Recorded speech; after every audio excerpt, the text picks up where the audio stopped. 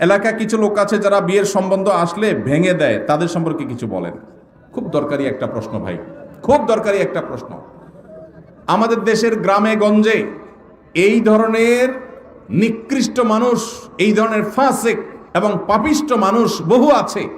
এমনকি অনেক লোক আছে নামাজ কালাম পড়ায়, মসজিদে জামাতের সাথে নামাজ আদায় করে, কিন্তু মানুষের বিয়ে শাদী উপলক্ষে খোঁচাখুচি করে।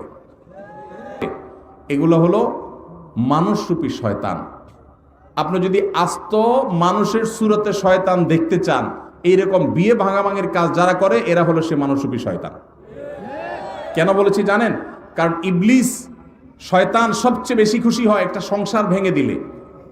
একটা সংসার ভেঙে দিলে শয়তান সবচেয়ে বেশি খুশি হয়, অন্য কোনো কাজে শয়তান এত খুশি হয় না।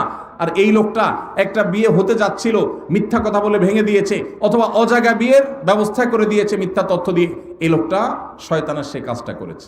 আল্লাহ আমাদেরকে এই দুশ্চরিত্র থেকে বেঁচে থাকার তৌফিক দান করুন। যারা এই সমস্ত খারাপ কাজের বদভ্যাস আছে, আল্লাহর ওয়াস্তে তারা ছেড়ে দেন, আল্লাহকে ভয় করেন।